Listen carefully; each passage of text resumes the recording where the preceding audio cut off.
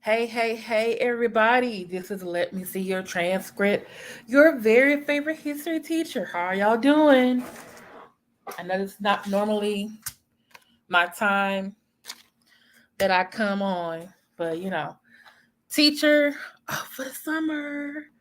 And been trying to get some other self care things done today.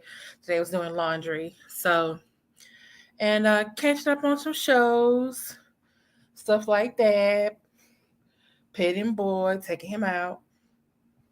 But I wanted to talk about this and my thoughts. And shout out to one of my supporters and moderators who said, "Hey, can you do a video on this January 6th hearings and like explain why this is so important?" So shout out to you. Um, Let me know if you want me to say you by name. If not, because I got stalkers and stuff. So, but shout out to you. Thank you so much for reminding me. So I'm gonna give my educational historical opinion about about what about the hearings, but what the hearings mean. So let's take it back a little bit to basically a year and a half ago, or maybe more than a year and a half ago. It's election 2020. The results are coming out in November. There was a lot of big push by a lot of blue states, blue counties, blue precincts to get people out to vote. So everyone was saying, "Hey, do early voting, do mail-in voting." I know my county was having drive-through voting. Okay, so it was this big push, like, "Hey, go out and vote, go out and vote, and go out and vote." And so what ended up happening is, unfortunately, states like mine, which have 254 counties. A lot of the larger cities and counties are blue, but a lot of the smaller towns and cities are red. And so the red outdid the blue in this state, and so the whole state went to Trump. But in other states, they got flipped. Like I believe Virginia got flipped blue.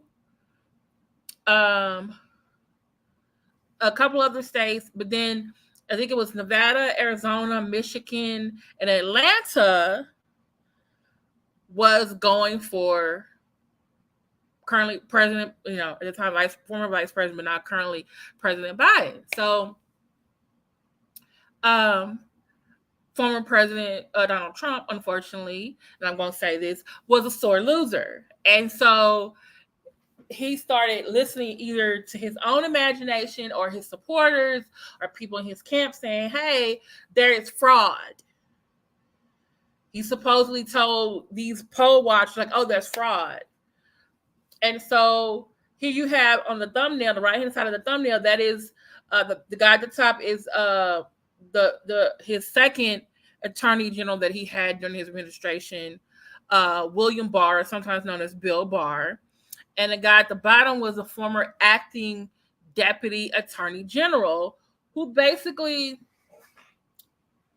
both of them in their capacity, told this man, there's no fraud allegations. There's no fraud. Okay. But supporters are like, "Oh no, people are voting. Dead people are voting. Someone had a truck bringing up ballots. They're stuffing ballots. Hey, best revision."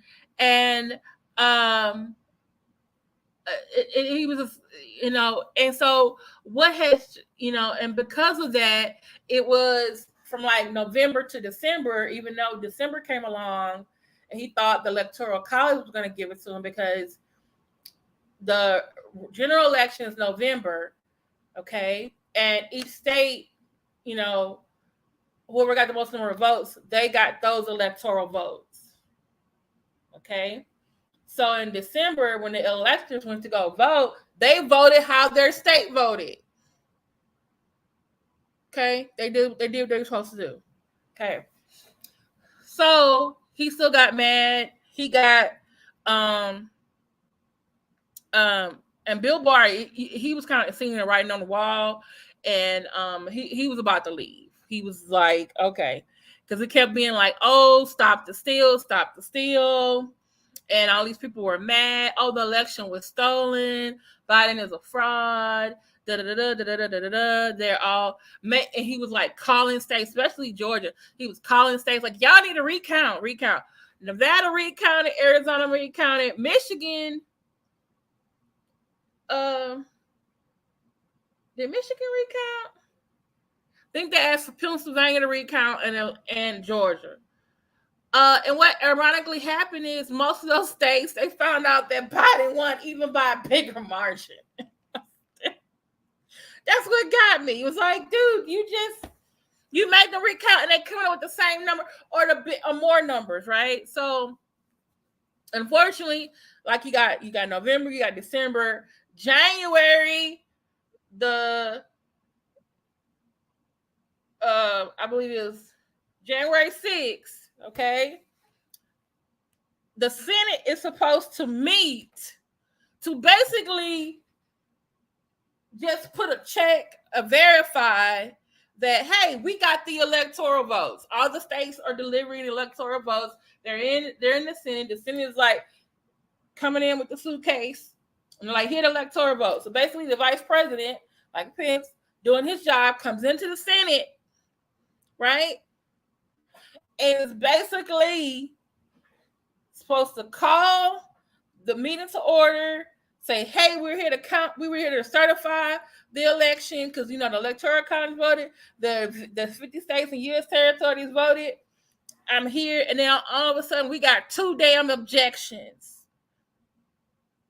One of them was, unfortunately, U.S. Senator from Texas named Ted Cruz. And I think, because remember, this is what happens. When they're in the Senate and about to go through each state's electoral votes, they go in alphabetical order.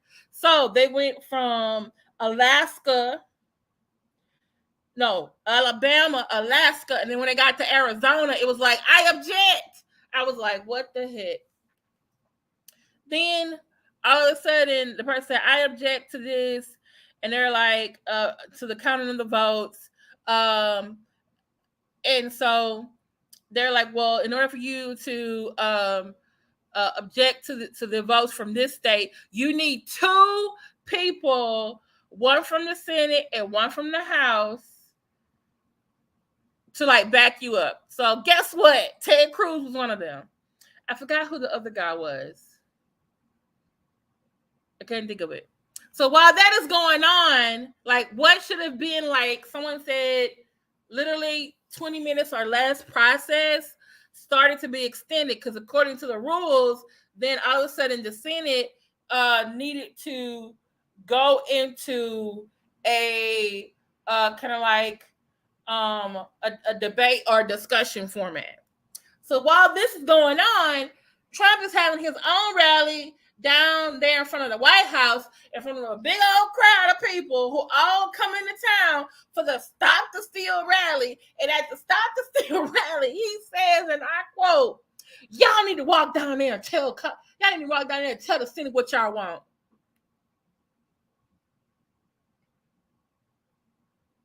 You told a group of people that was already irate and on your side to go down there to tell them people to make you president. And they went down there. And when they got down there, it was an unruly mob. Okay. Some of them had, one guy came in with a Confederate flag. Okay. Waving it.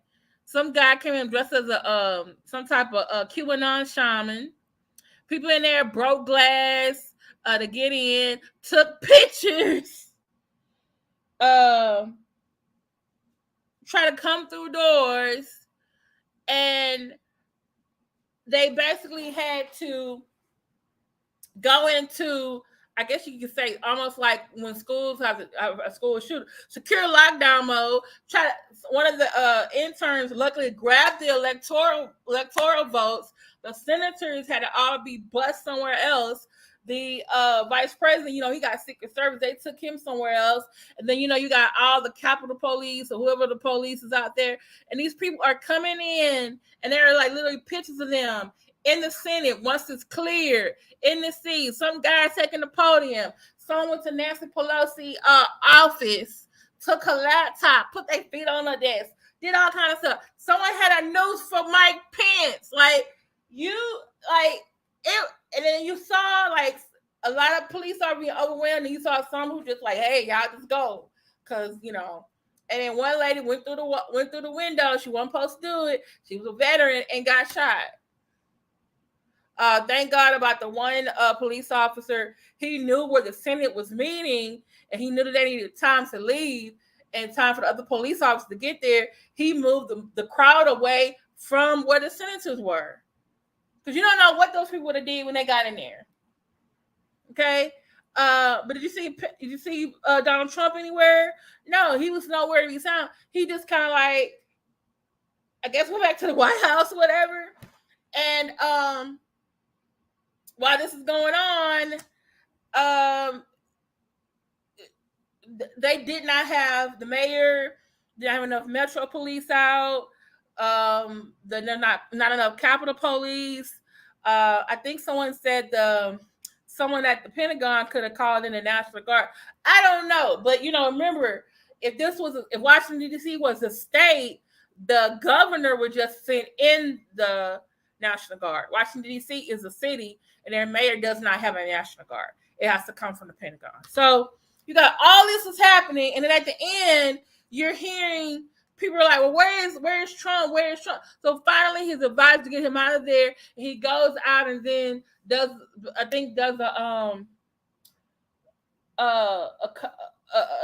a press conference or interrupt the news or whatever and say, hey, y'all need to stop. Thank you so much for your support, but y'all go home. But then at the same time, you didn't say, hey, y'all, I told y'all to go down there and talk to them. I didn't tell you to go down there and do all that damage. And you thanked them. He thanked them, right? So what ended up happening is people who are now like, oh, he told us to stop, to go home. Okay, so now the thing is over with. They kind of got some control back. Some officers, unfortunately, out there got hurt. There were some his supporters got killed. And it was like we were watching on, or at least everybody else that I was watching it. We watching the freaking riot on TV. And I know I've been to protests here in Houston, and the police is out in mass doing a Black Lives Matter or any other type of protest. Okay? And when you look at that protest, I guess, on January 6th, and them people crawling all over the Capitol, I'm like, where the extra police at? Where the National Guard at? I mean, I've seen some states, governors send out National Guard, or they sent out, the state police in riot gear. There was nobody in riot gear. Y'all were not prepared for all them people to come down there. But if it was somebody else, now y'all would have had a lot more people. 4 Black folks or 4 Hispanic folks would have been able to cross the street without getting tackled or stopped or questioned by some people who want to know what they doing here. And y'all had literally all those people all over the Capitol because they man on the left of the screen did not win the election. That is not how you're supposed to have a change in government. We're the United States. Technically, we do a lot of things wrong. We do a lot of things right. But one thing we do get right, I will say 100% of the time, is when there's an election and the other person wins, that is a transfer of power. And there's not no destruction, no fighting, no war, no, none of that. In 1800, let's go back to history now. In 1800, the Democratic Republicans, no relation to the current Republicans, okay? The Democratic Republicans won the election. They beat the Federalists, who had kind of like been in power since 1796, or who really was very influential on George Washington's term, even though he was not affiliated with the party. But it was a peaceful transfer of power. There was no fighting. Nobody went to war, no duels, no nothing. One of the supporters didn't go to the Capitol and start no stuff. It was like, okay, we gonna switch who's in charge. And it was called a peaceful revolution because you had a literally change in how a point of view. Federalists were for a strong central government, and Democratic Republicans were for states' rights. And you literally had polar opposite groups, one exchanging power. That was supposed to happen. But no, Donald Trump is like, stop the steal, stop the, and I got all his supporters coming into town. But guess what? A lot of them had problems going home because guess what? The not FDA, the TSA, the other people, they found a problem. When they went to the airport and they tried to get on the plane, they had already been flagged because you know why? Because when y'all stupid selves went down to the Capitol, you connected to the Wi-Fi. Or in some cases, the nearest cell phone tower is near the Capitol. So guess what? They can identify who you were. Plus all y'all faces posting yourselves on Facebook, Instagram, Twitter, and all that kind of stuff. Guess what? Since the Patriot Act 2002, the government has the right to look at your messages, your phone calls, and guess what? What we've known for the past couple of years of the Facebook, Instagram, Twitter has been giving your data to the government. Like, come on, y'all didn't know that?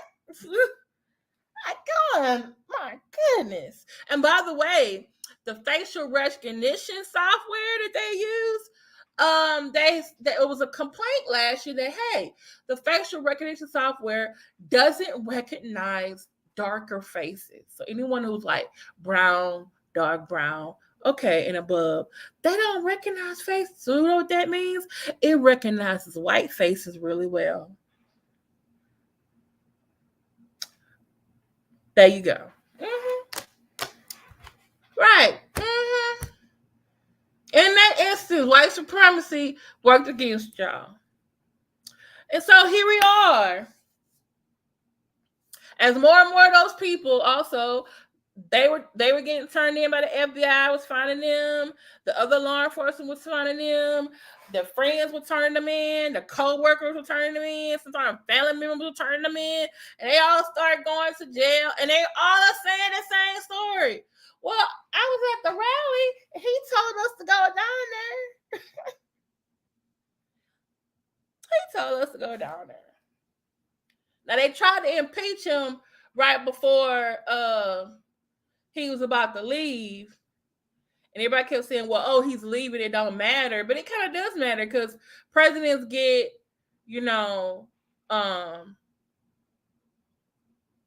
confidential information even after they leave.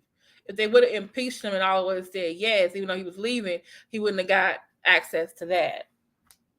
There's no telling, because I don't trust him. He could be selling that info to somebody. I don't know.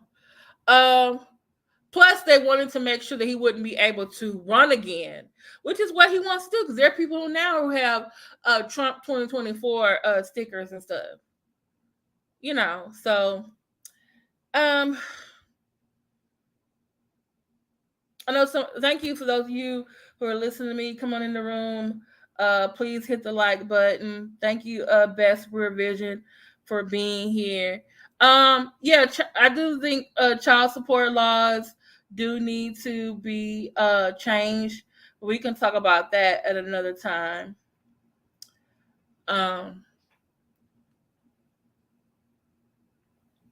I was going to say is, So more and more of these people going to jail, getting indicted. They haven't found them all, but it's like, hey, y'all trying to, yeah, you're gonna get found eventually.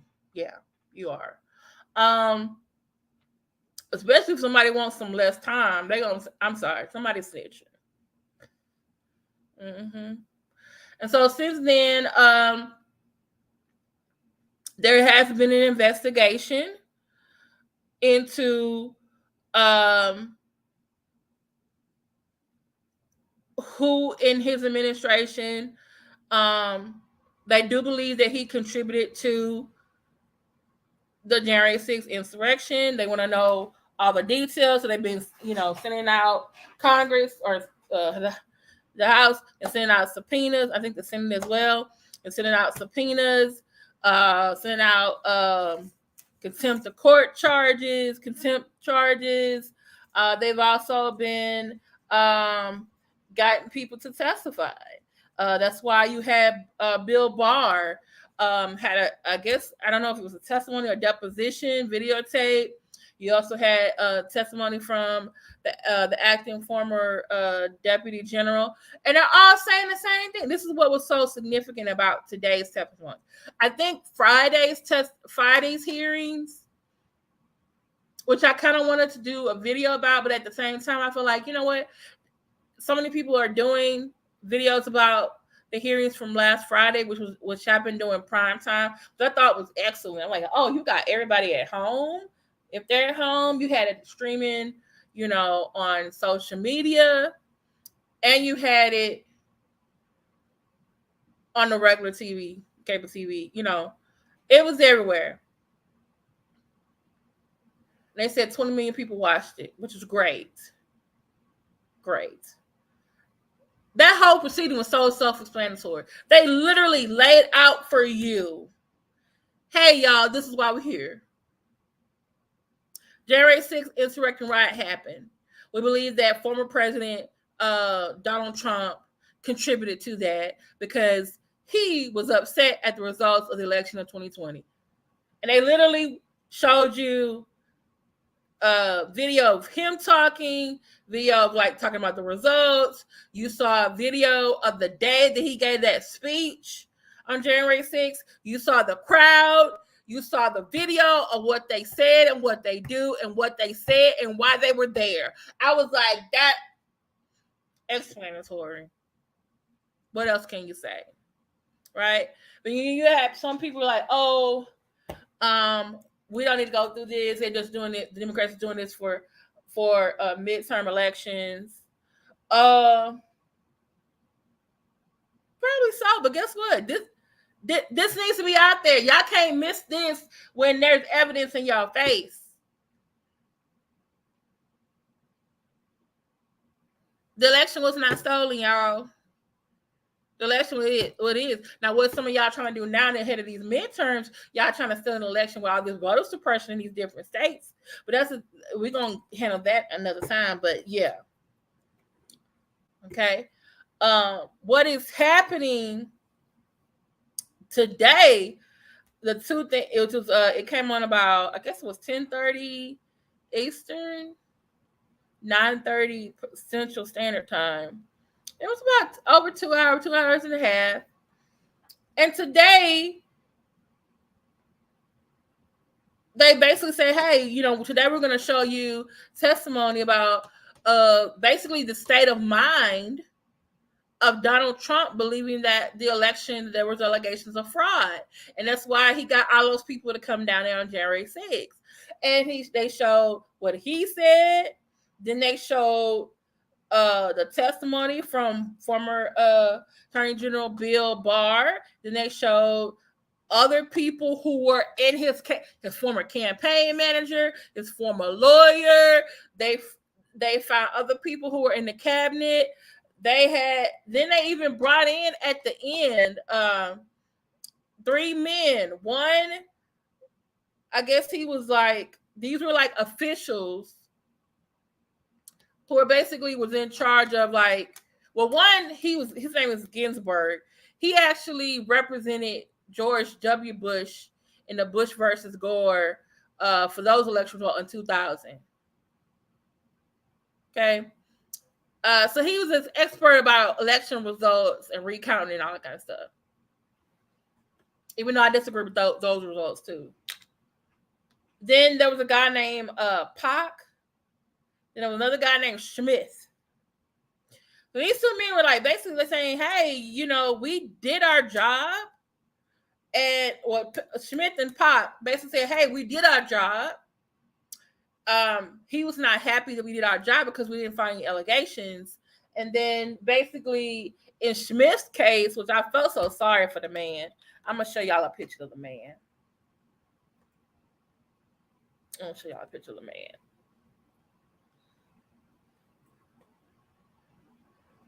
Okay, so these three men were at the end. So, oh crap, sorry.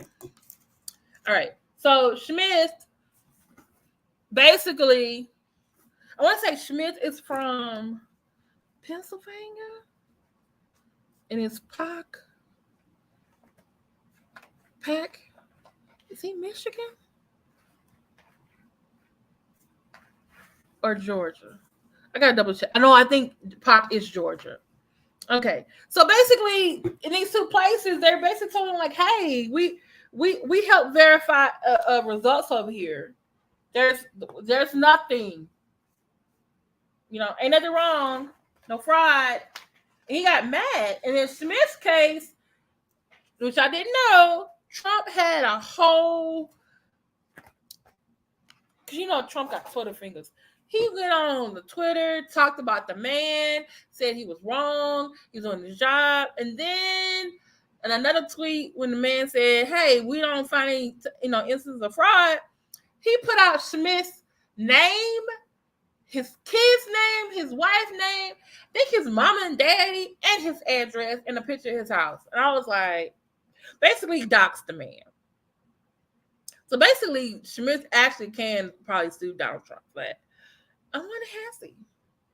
Because he said, before he would just get, some tweets from Trump supporters about what he said, and then he said after Trump basically told everybody, his business and stuff, he started getting threatening and death threats. And I'm just thinking like, so to me, that shows a pattern.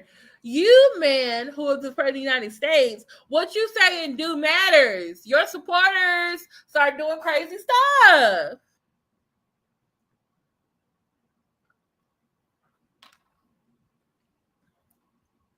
But let's get back. Oh, and basically Ginsburg, the one at the very far left, basically all three of the men said that there was no fraud in this election. And I want to say they're all Republicans, or like, I know Ginsburg has represented Republicans. All of them said that. These are not like Democratic plants or anything. These are the Republicans saying there was no fraud. Liz Cheney, God bless her heart, her state tried to take her censure her. They took her off committees. I'm so glad she's on. I feel like she's one of the few who has integrity. I think it's her and another Republican on this committee. But yeah, and then so I'm just like, so let's get back to these two men. Okay, so at the very top, on top right, we have Bill Barr, and his testimony, I think for like the first hour and 15 minutes, they show his, then they would go back, make some commentary, and then they would go back to what he said. And this is what the thing that most resonated with me. He said, he told the president, he's like, there's no fraud. You want me to investigate? You want me to send some people? There's no fraud. And it was like so many ways he was trying to tell the man, like, we found no fraud. But Trump kept saying, well, the people said, my people are saying, they said it's fraud. I really won. And then at one point, Bill Barr, in his testimony, he said, he really believed that there was fraud and that the election was stolen from him. And I kept thinking to myself that if he really believes this, he has lost all contact with reality. And at one point, Barr said he told his secretary, he was like, I'm not coming back into the building today. You're gonna have to pack my you're gonna have to pack my stuff up for me. Because he knew he was about to resign. Like, because the guy wanted him to launch an investigation. He was like, there's no fraud. I can find none. So, and he was one, a couple other people weren't. There are lots of people in his administration, the very next day, they were like, I resigned. Well, she already had lots of people resigning from his administration anyway. But it was just like, I resigned. I'm like, okay. You should have never signed up, but okay. And then later on, I think the next like 30, 40 minutes, I think before the other three men come on, they have a different testimony from his lawyer, from his campaign manager, and they were like, well, what did the president say to you? What did he think you said? Oh, this was an interesting thing I thought was interesting. He was like, all these people were telling him, like, hey, there's no fraud. We hear about things. We're investigating. We can't find any. And they were like,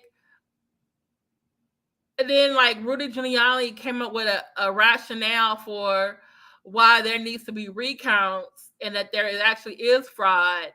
And Donald Trump came out there and said it, and everybody else was like, I don't know where Rudy got that from. And then one of them said, like, we noticed Rudy always was drunk. Like, we always knew this Rudy was drunk, was drinking. And I'm just thinking, like, I don't know if that's them passing the book, like, oh, he listened to Rudy. Rudy came with that idea. Rudy was drunk the whole time. I don't know. Rudy had a little thing, that brown makeup thing running down his face. It's possible.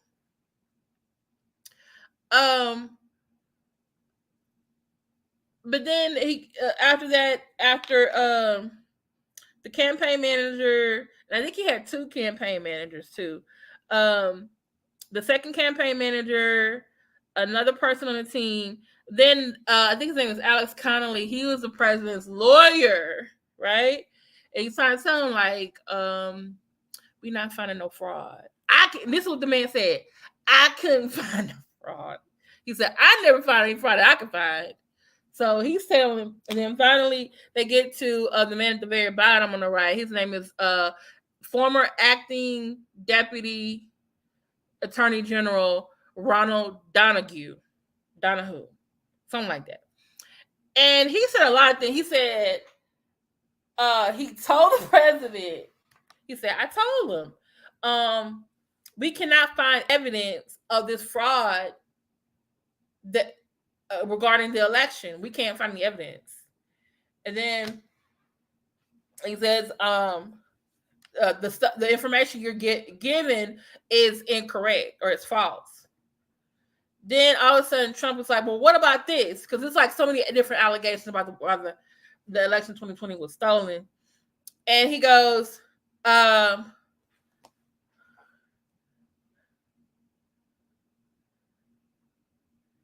okay, hey, Leroy Moore Jr. Okay.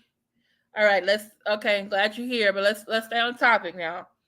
So, all of a sudden, he's like, he's telling the president, like, oh, these allegations are wrong. He was like, all of a sudden, it's like, Trump is asking him, what about the machines? The machines are malfunctioning. They're turning votes from Republican to Democrat. And so it's like it's like 68%. And then so Donoghue's like, we checked the machines. It's actually 1 in 15,000, which means it's 0.000, I think either 32% or 68%, right?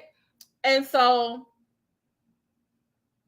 he's like, then he's like, oh, what about the truck The guy who said he was carrying a truckload of votes to Pennsylvania. What about those? And they're like, well, we interviewed him, we asked questions, and we found no fraud. There was no truckload of, anything. We interviewed anybody. And they're like, oh, what about the suitcase? He's like, there's no suitcase, sir. There's no suitcase. And he said one thing he kept saying is he would tell him, like, this allegation is incorrect. And Trump would be like, fine. But then he would go on and say, well, what about this allegation? It was like he kept finding an allegation for them or a reason that he lost. Like, sir, you lost because nobody wants you to have the job.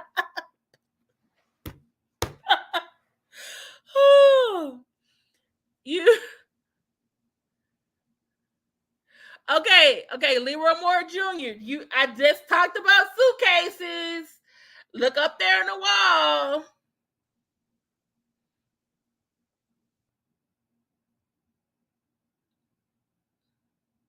Where do you see that on camera?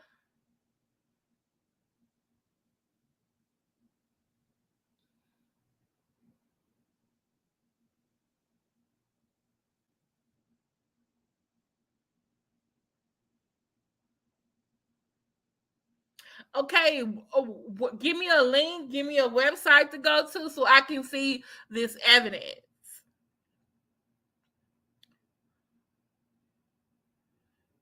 Because the man at the very bottom on the right, your posting video, you should have full of. Actually, I don't have the full of. You're telling me something that I do not know anything about. You say that he's dumping suitcases of ballots. The man on the screen said, I told the president we did not find nobody dumping suitcases of ballots. So let me look at that. Dumping suitcases of ballots. Okay.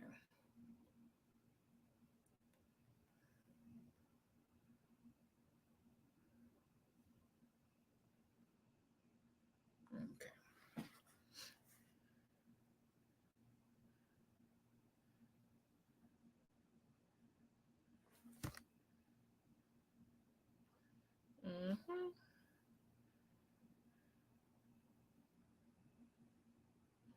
Okay.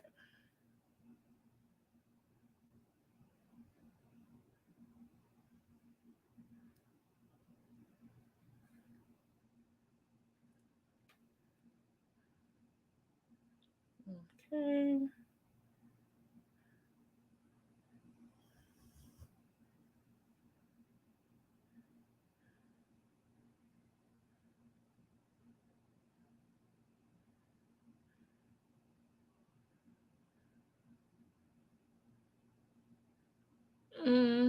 I'm not. Okay, what's the title of it?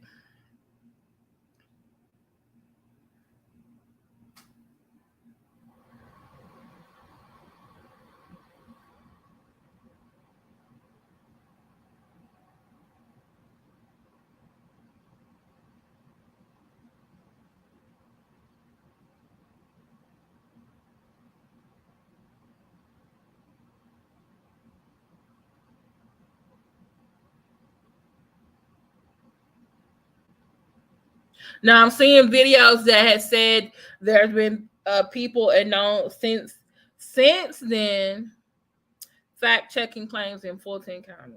Okay. Okay. All right.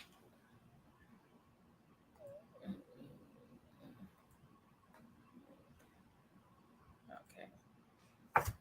All right.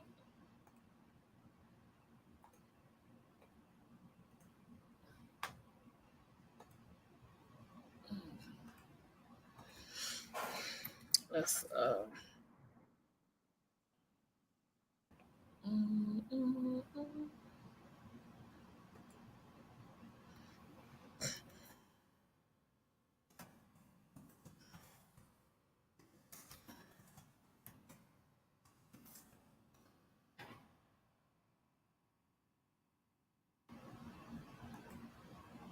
President Trump.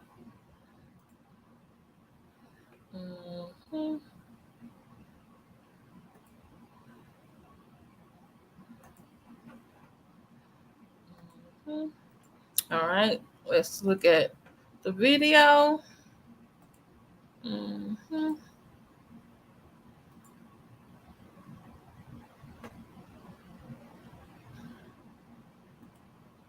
Okay. All right. Before I play it, please understand this video is protected by Section 107 of the U.S. Copyright Act of 1976, which allows for fair use for purposes such as criticism, commentary, news reporting, teaching, scholarship, and research. Okay, so let's see the whole thing.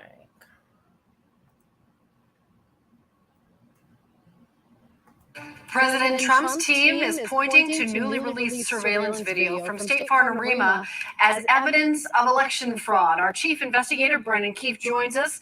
Brendan, another important opportunity here to separate fact from fiction. Yeah, absolutely. We first saw the video in yesterday's state Senate hearing, but state investigators confirmed they've had this video for weeks and determined that Fulton was legally counting ballots. But there is more to the story. Yeah, I saw 4 suitcases come out from underneath the table. Supporters of the president are calling it Suitcase Gate. We call it a suitcase. But those are not suitcases. 11 Alive has confirmed they're the standard ballot containers used by Fulton County. The video shows is that they have pulled out plastic bins from underneath the desks. Those are bins that they keep under their desks near the scanners. They've investigated this repeatedly, that they had a monitor on site the entire time. And frankly, this has been debunked for weeks by our Secretary of State's office. I did see the video. Your officials need to watch the video. They did. The video is not new. State investigators reviewed the State Farm surveillance tapes weeks ago. Gabriel Sterling with the Secretary of State's office tweeted the 90-second video of election workers purporting to show fraud was watched in its entirety by Georgia Secretary of State investigators, shows normal ballot processing. That the press reported there was, like, I suppose, water break or water main break or pipe break or whatever, and this was an excuse for people clearing out of State Farm Arena. The water pipe leak and the events on the surveillance video did not happen on the same night. Those two events occurred 17 hours apart. How do we know?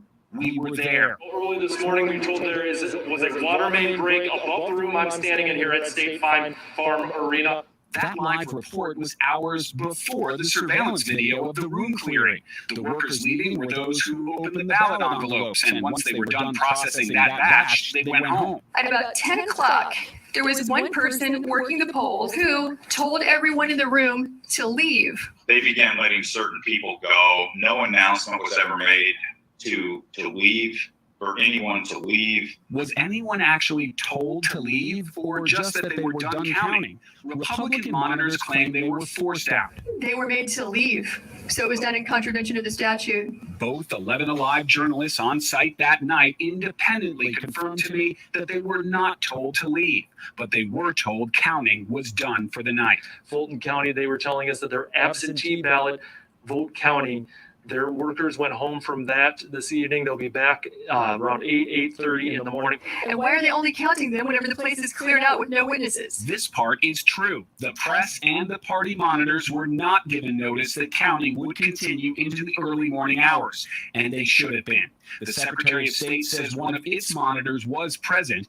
The counting of those heavily Democratic absentee ballots did result in a big batch of numbers coming in from Fulton County in the 1 a.m. hour on election night. And Brendan, we just got a big dump of numbers for DeKalb and Fulton. I remember that distinctly, and that spike in numbers has led Trump supporters to conclude that Joe Biden took the lead because of it. That is not true. Biden was already leading Fulton County significantly before those absentee ballots were counted, and he did not take the lead in Georgia until 3 days later.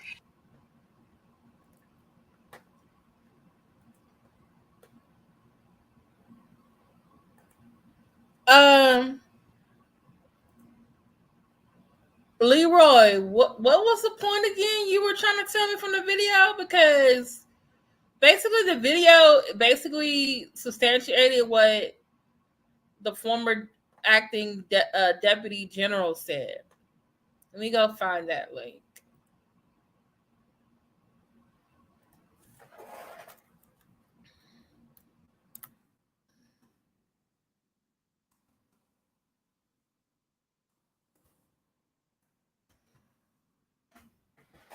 Okay.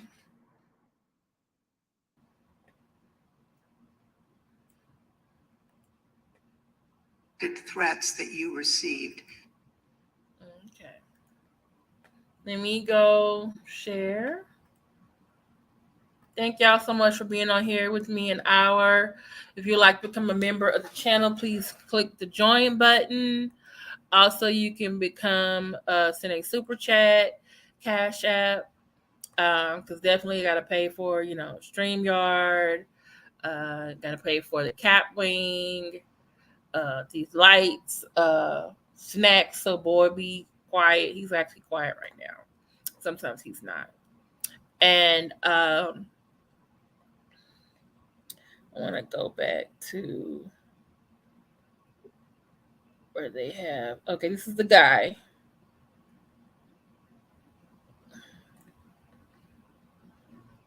All right. Okay. This is, he says, former acting deputy attorney general under former President Donald Trump. He's going to talk about those suitcases. So y'all listen.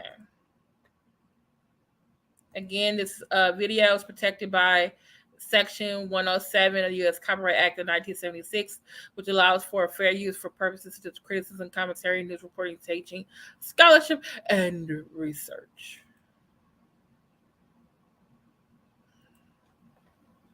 Try to put it in very clear terms to the president. And I said something to the effect of, sir, we've done dozens of investigations, hundreds of interviews. The major allegations are not supported by the evidence developed. We've looked at Georgia, Pennsylvania, Michigan, Nevada. We're doing our job. Much of the info you're getting is false. And then I went into, for instance, this thing from Michigan, this report about 68% error rate. Reality is it was only 0.0063% error rate, less than 1 in 15,000. So the president accepted that. He said, okay, fine, but what about the others? And again, this gets back to the point that there were so many of these allegations that when you gave him a very direct answer on one of them, he wouldn't fight us on it, but he would move to another allegation. So then I talked about a little bit about the Pennsylvania truck driver. This is another allegation that had come up.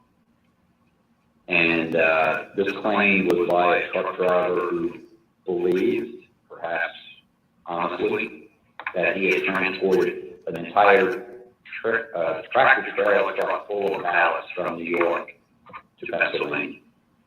And this was again out there in public and discussed. And I essentially said, look, we looked at that allegation. We looked at both ends, both the people who loaded the truck and the people who unloaded the truck. And that allegation is not supported by evidence. Again, he said, okay. Then he said, no, I didn't mention that one. What about the others? And I said, okay, well, with regard to Georgia, we looked at the tape, we interviewed the witnesses. There was no suitcase.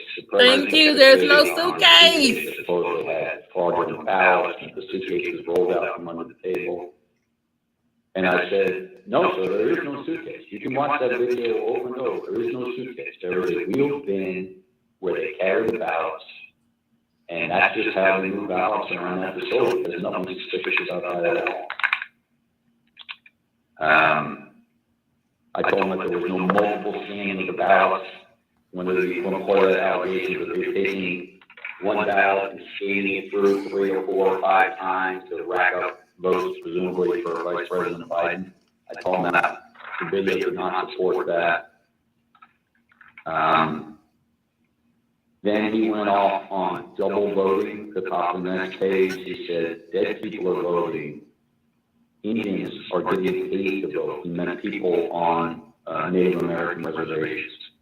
He said there's lots of fraud going on here. Told him flat out that much of the information he's getting is false and or is not supported by the evidence. Okay. So, okay.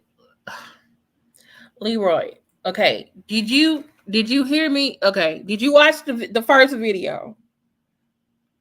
The one you told me to watch. I listened to it.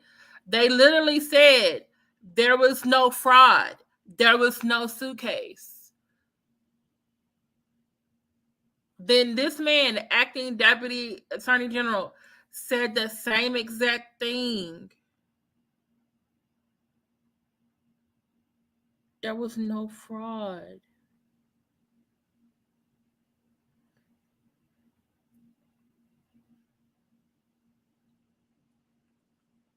I don't think this earth is through.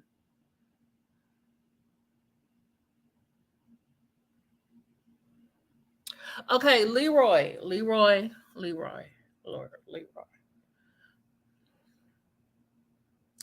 That is one county in Georgia. What about all the other places that recount? Wait a minute, they recounted their votes.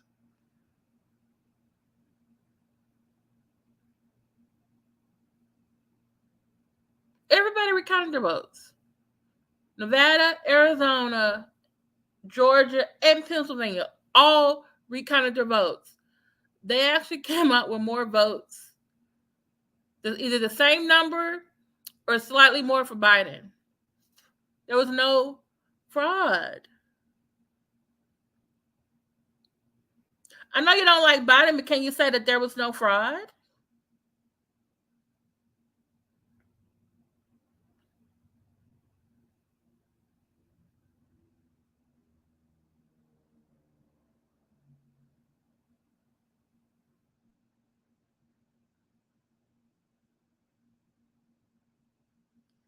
Okay, yeah, I do believe he's coming soon, but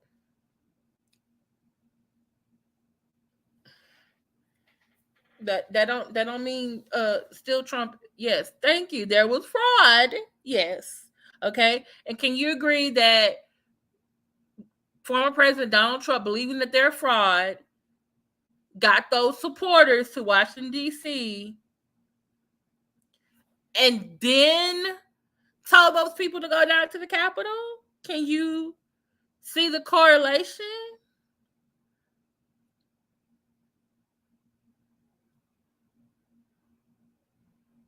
Did you watch the hearings today? Or Friday?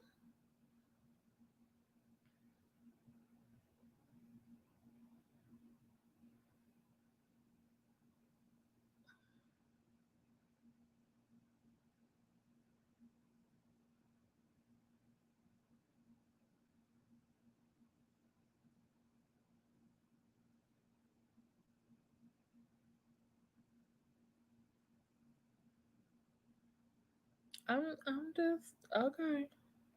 All right. Okay. All right, y'all. But thank you, Leroy. I really do like this discussion, even though we're on opposite sides of it. Okay.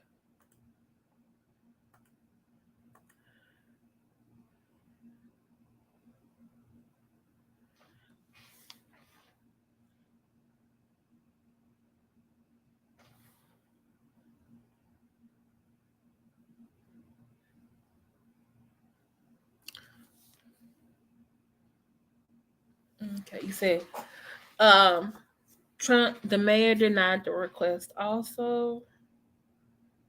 Okay. All right. Okay, I'm putting it in. Who denied request for many thousand National Guards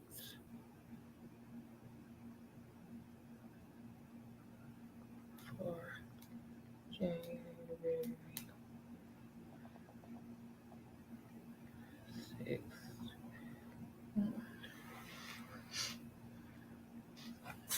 Okay, all right. Okay, so I'm looking at. Okay, let me pull this up. All right, 6 days before. Okay, you telling me some new stuff. Okay, let's look at it. Okay.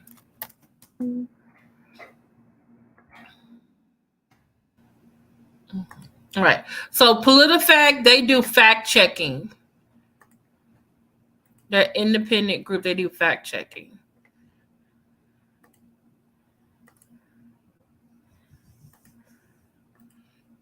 let's look at them.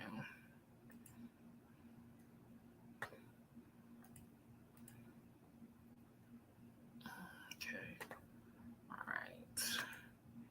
Says, okay. Our only agenda is to publish the truth so you can be an informed participant in the market. We need your help. Okay. All right. Okay. All right. So, stated on June 9th, 2022, in a TV segment, Donald Trump authorized up to 20,000 National Guard troops to protect the Capitol before January 6th, but was rejected by Nancy Pelosi and Chuck Schumer.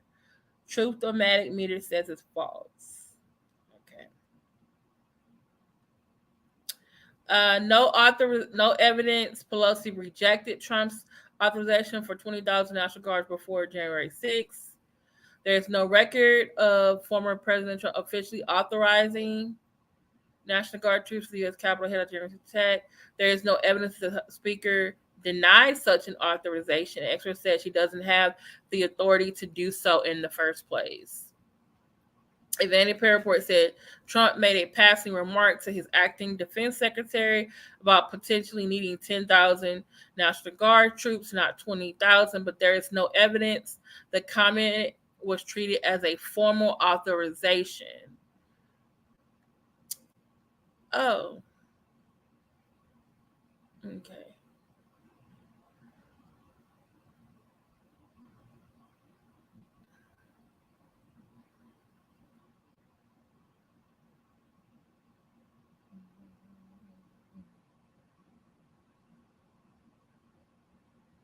Oh my goodness. Oh, he said he did. Oh. There is no evidence to support such a claim in February 2020 when Trump said on Fox News that he had requested 10,000 National Guard troopers, but was rebuffed by Pelosi. There's still no record of any authorization being made or Pelosi in the way. The D.C. National Guard reports solely to the President of the United States, per its website. Oh, so the D.C. does have National Guard. Huh. I thought only states had National Guard. I learned something new today. The Speaker of the House doesn't have the power to do this. No request was made for the National Guard before January 6th. No congressional official body has authority to activate the National Guard to the U.S. Capitol. Only the President. If the President calls the National Guard to the U.S. Capitol, no congressional official has authority to decline its service. Okay, he said in fact, about 20 minutes before Hannity went on air, the House committee noted that then Vice President Mike Pence had called for the National Guard on January 6th, not Trump. Huh.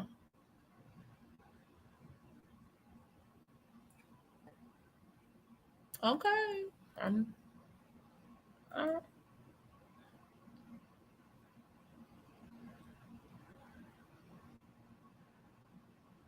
Why is Nancy off limits to questioning? I don't think she is. I mean, they could call her. It says Nancy controls security on Capitol Hill. Yeah, she's Speaker of the House. They all voted her for Speaker of the House. But she doesn't have absolute authority. It's not like it is in England when the Prime Minister, who actually is voted into that position by members of the Parliament, that person is like the executive of that country. It's not like it is here. She's just the speaker. Nancy controls security in Capitol Hill. Okay, let's see if we know that. Let's put that in there. Does Nancy Pelosi control security on Capitol Hill? Okay, all right. I'm going to go. Okay, we got USA Today.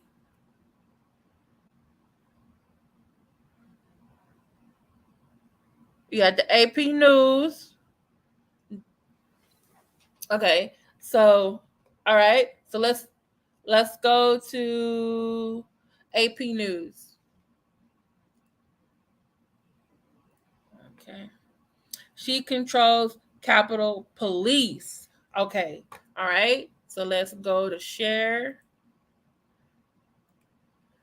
tab.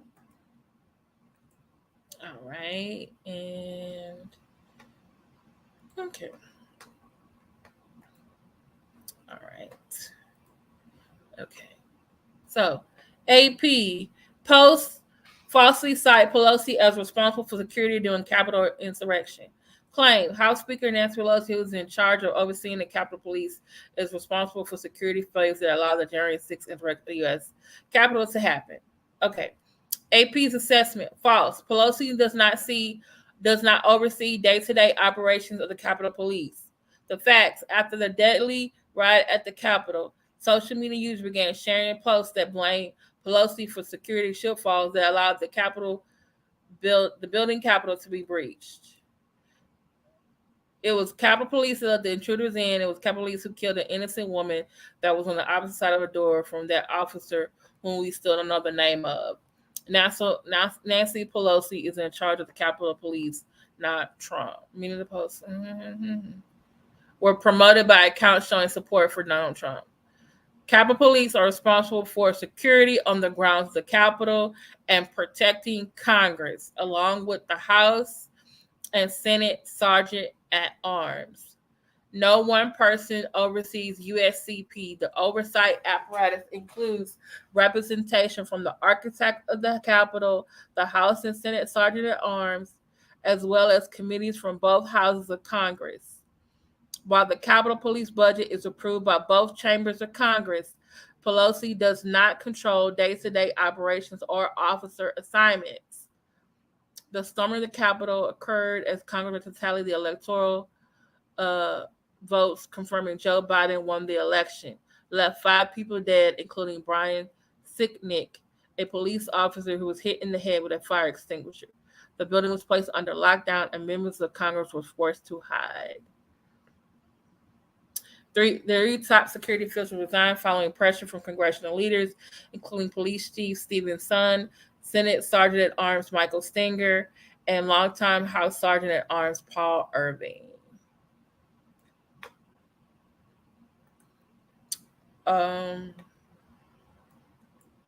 Okay, that says she doesn't control the police. Oh, we know she controls the data, but she oversees the department. Listen to the word. I am listening to the wording.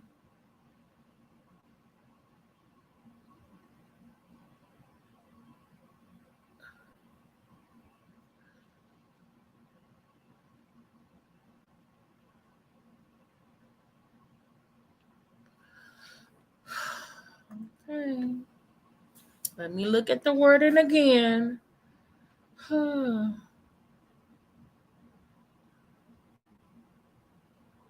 It says no one person oversees the USCP. The oversight apparatus includes representation from the architect of the Capitol, the House and Senate Sergeant at Arms, as well as committees from both houses of Congress.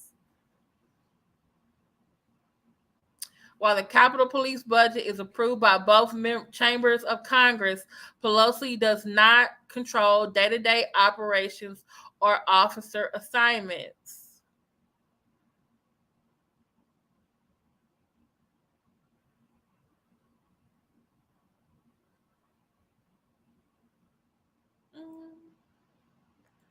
Okay. Okay, I'm getting a little tired, y'all. Thank you, Leroy. Thank you, Best Rear Vision. Thank you to those who are watching right now, who have been watching. Thank you to those who will catch me on the replay. Okay? All right. Please like, share, subscribe. Please support me in other ways. I will be coming on Tuesday afternoon, so please meet me back here at 8 p.m. Eastern. You all have a very good night, and I'll probably also give another you said I'm bored. Thank you for your time. But thank you for engaging with me, though. I appreciate it. So I'm just not talking to myself. I appreciate it. So you all have a very good night, and I will talk to y'all later. If you haven't already hit the like button, please hit the like button on the way out. Okay? Bye. Good night.